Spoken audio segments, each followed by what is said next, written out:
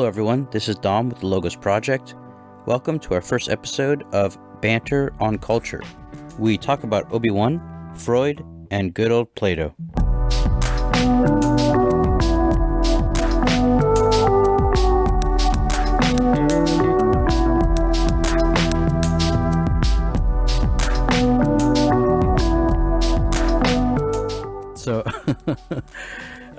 So Sam, do you like Star Wars?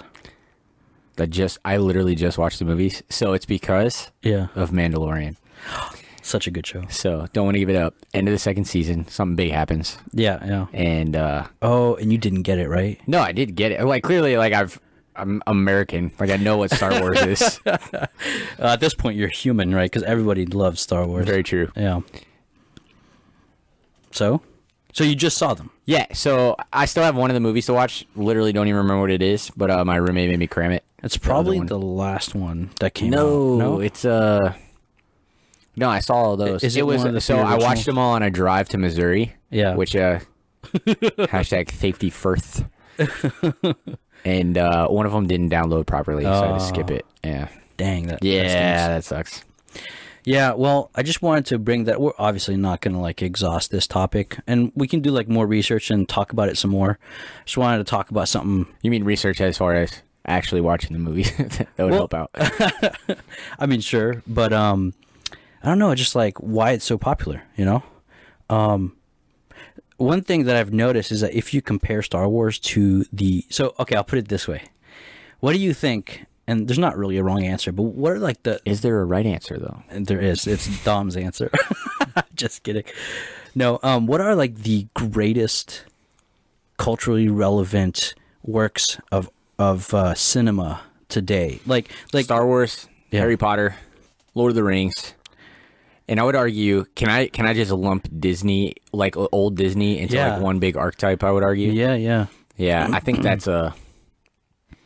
Yeah. I don't know. It's so steeped in U.S. culture. I don't know about other countries as well, but I imagine it's pretty similar. Yeah. Yeah. You mean Cinderella? That's exactly what I mean. Yeah. Yeah. Cinderella is older than Disney. You know. Peter Pan, I think, is a big Peter one. Pan. There's a lot of. Yeah. I mean, I listen to Jordan Peterson all the time. So he's definitely going to be interesting on this topic. That's for sure, because he's a psychologist. You know.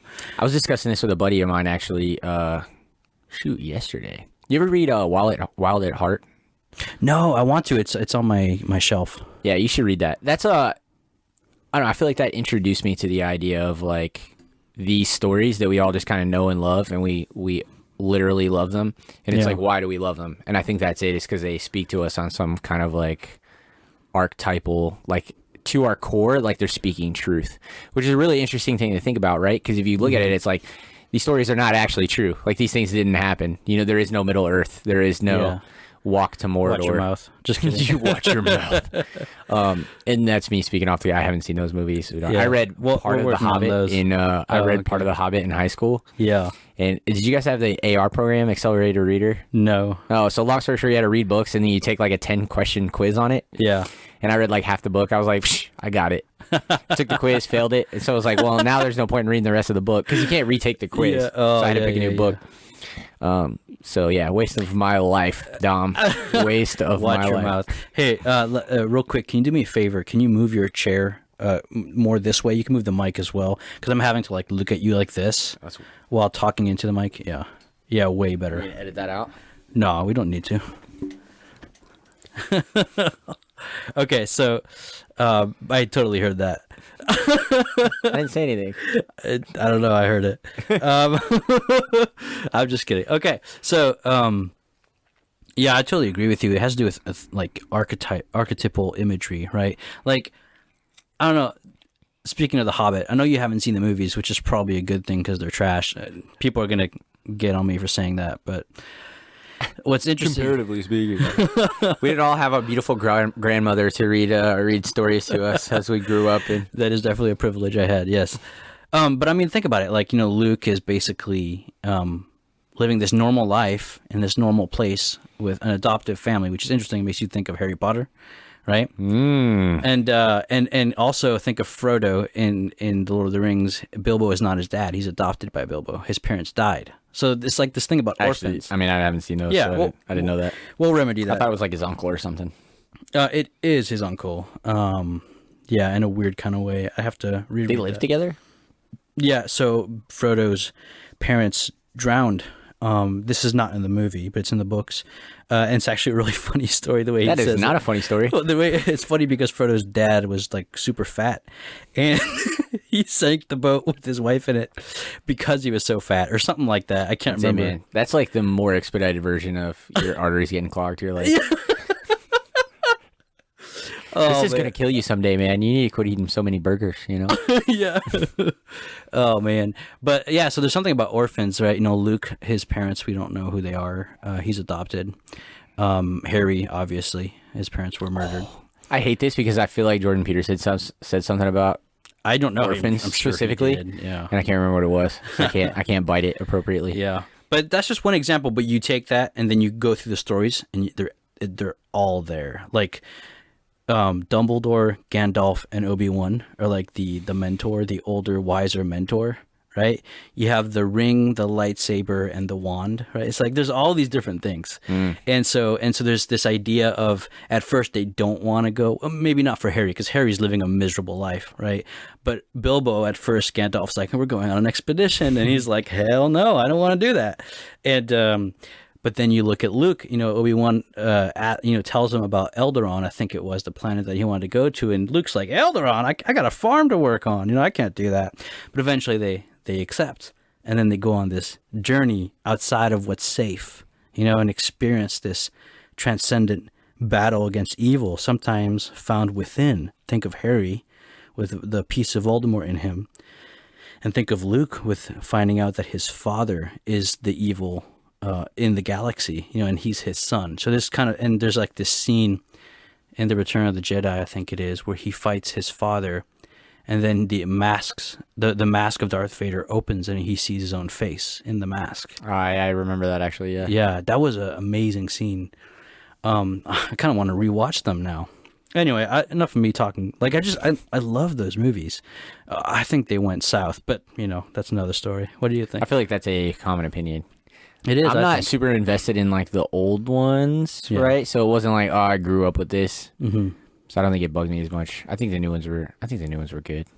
Yeah. It got a little weird toward the end. Like, spoiler alert. Feel free to trigger warning.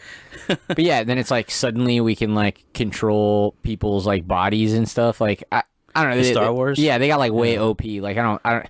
Or like the main bad guy, the Sith Lord. Kylo Ren. No. The old guy. Oh, Palpatine. Thank you. Yeah. Yeah. He like. He like raised like an entire like naval fleet just out of the ground. Like what? He did? I thought they just came up. I can't remember. Maybe you're right. I don't know. Yeah, I thought that was a element of his. Maybe. Well, I mean, like the whole part prowess with Leia when she like gets exploded into space and then she flies back to the ship. That was ridiculous to me. Honestly, don't even remember that. Yeah, good. Yeah. I watched all the movies at one time, binged, and so maybe I'm missing some details. Yeah. So I don't know. I mean. I think that's a whole different topic, like why I think the new ones are not as good.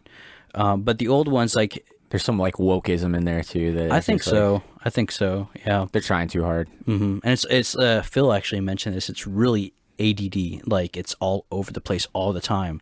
But, like, in the old ones, it's a slow-paced story. And if you look at the story, like, because the thing is, like, nowadays we're looking back and all the special effects aren't as advanced, you know? So it's like, this is an old movie and everything, and it's, like, kind of slow and boring, but like people weren't ADD back then, which is, you see the difference there, right? Yeah.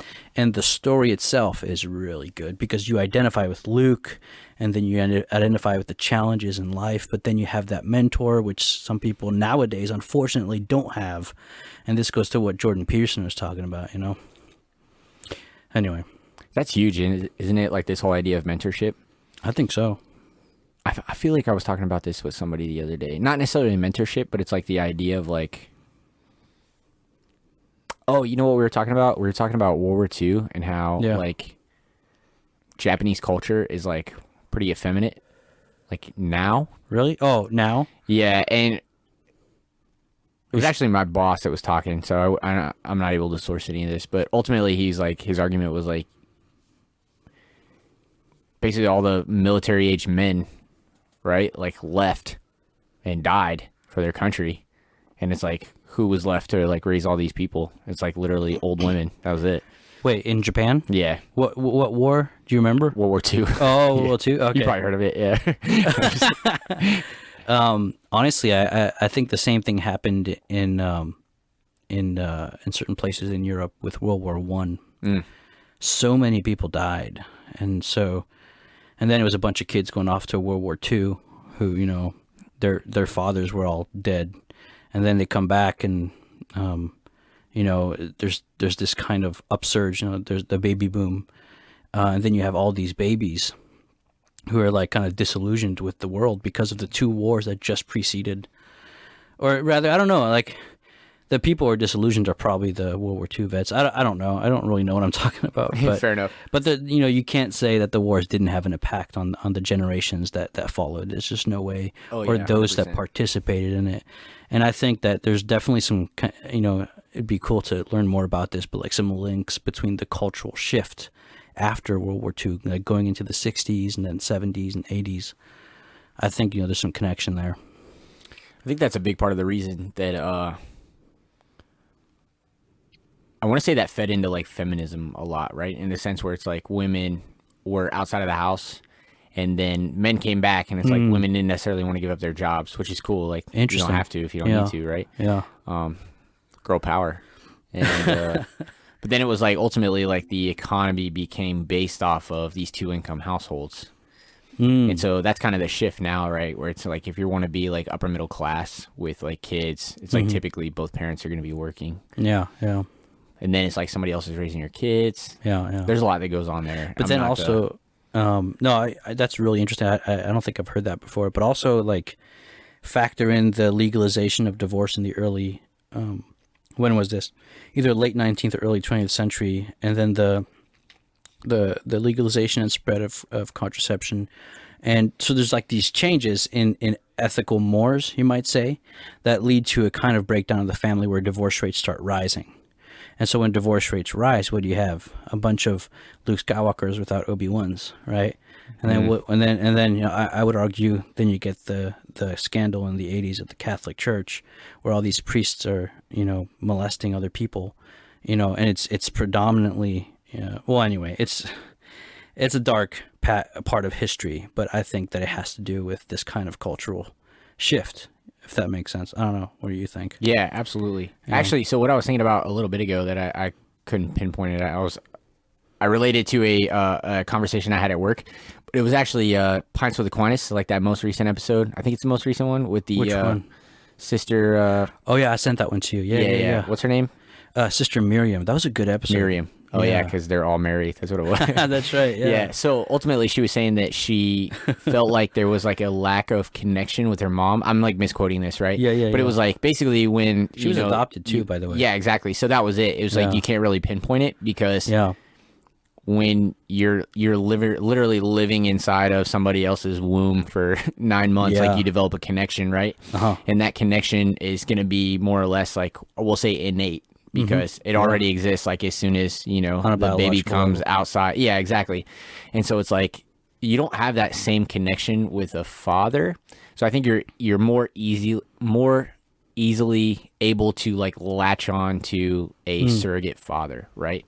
That makes sense, yeah. So in that, right, basically what we're talking about here is that somebody who is not related to a child is able to fulfill that fatherly role. Yeah. Better than another woman would to the motherly role. Exactly. Sorry, which I took is, that from you. No, but you got it. That's exactly what I was talking about. Yeah. And that's kind of an interesting thing to explore, right? I'm not really sure what that is, but you kind of see like the elements of that. I wonder if it's like evolutionary, you know, because it'd be like this whole like it takes a village to raise a child kind of thing. But it's like ultimately like how many really solid male role models do you need in a village, right? Freud said something really interesting. He said that the father is the reality principle. So it's like, what do you mean by that? Well, like if you look at what you were saying, you talk about the mother being the kind of subjective principle, the kind of there, especially with boys, like there's no kind of self-consciousness. It's like the mother and I are one. Mm-hmm. But then the father kind of takes you away from that, the Oedipus complex, where you kind of shift and you realize, wait a minute, I'm not like her, and then so you have this, but also the father kind of represents the outside world because he's not the mother. The mother is the world of Exactly. self, And right? like safety. The kind of the initial narcissism of the child, but then the father represents the outside world, but it's a dangerous world. So he introduces you into it through his mentoring, right? And so that's why he's kind of the principle to outside reality, the doorway, you might say. And if you don't have that, you get a big crisis, right? And so I think a lot of our culture, because of the breakdown of the family, is experiencing stuff like this. And you can see that empirically with, or statistically rather, with, the rise in fatherless homes. Yeah. And that's being ultimately subsidized by the government, which is more or less encouraging it. Yeah. Oh, that's crazy. Which is, it's a breakdown. It's a huge breakdown. Oh, yeah. Huge. My father died when I was like 12, right? Yeah. And I joined like JROTC like right after. Mm-hmm. And honestly, like that might have saved my life, dude. Because like I see a lot of the people who grew up in the same exact situation as me and did not make the right decisions. Yeah. And like I had people who were literally like men who acted like men, and taught me how I was supposed to behave and act. It's kind of like I didn't get that from the sources that I should have got that from, probably. Yeah, it's kind of like that village principle that you brought up, right? Yeah, exactly. Yeah. That's why, that's another thing we're missing is ritual, right? Initiation. Like we live in such That's a good point as well, actually. Yeah. Like that's been the role of ritual, right? Anthropology, people who study anthropology, they'll go back to these, these tribes that live kind of outside of first world, development, you might say, technological development, and they're defined by their ritual as a tribe. Like they have moments of ritual that represent certain things, and it's kind of introduction into the mystical, the beyond, right? Or the world of the dream, as Jordan Peterson would say, which I think it's really cool. But let's try to tie that back to Star Wars and move on to our part 2 here. So I think Star Wars does that for people. Like the reaction to Star Wars was quasi-religious. It was. What is a religion? What they say, it's like the oldest religion or something. Star Wars? Yeah, not Star Wars specifically, but the Jedi's.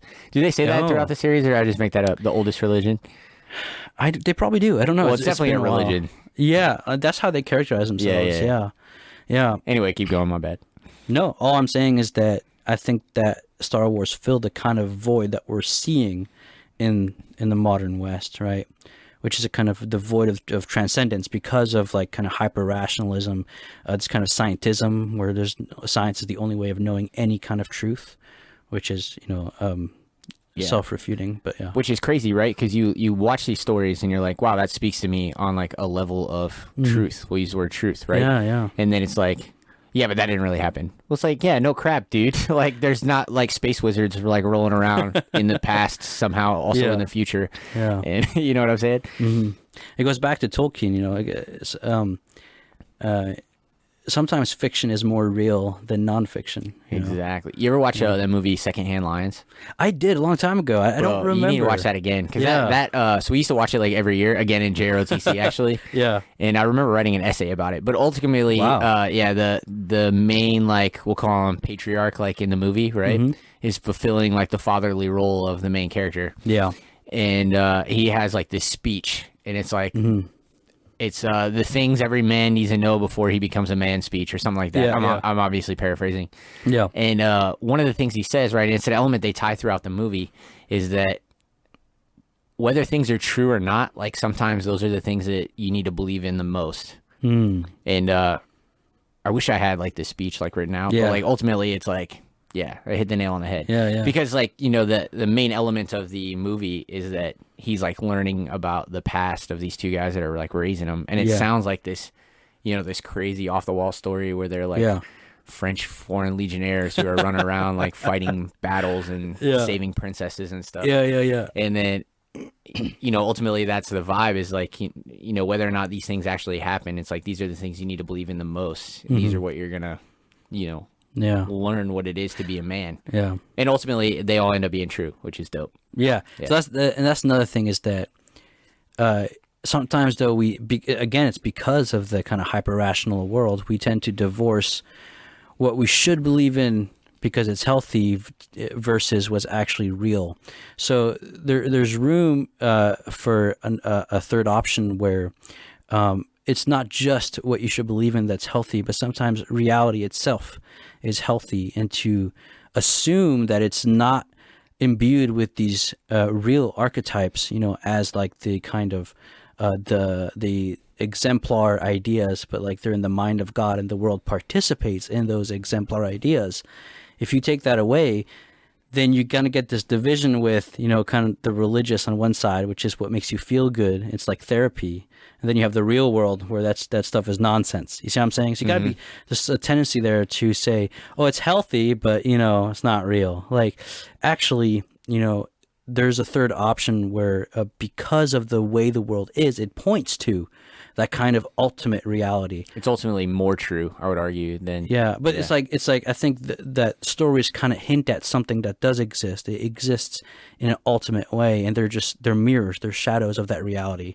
Kind of like what Plato. I knew you were going to say that. Yeah, yeah. The old cave. Yeah. What if I said facts don't care about your feelings, Tom? I don't know. I'm trying to think of a witty response. I can't think of one. Anyway, yeah, it's also facts. How you determine facts is very biased, ironically, nowadays. If that makes sense. It doesn't. It doesn't? Yeah. What do you mean? If I say that all truth can be only determined by science, right? That's a philosophical claim.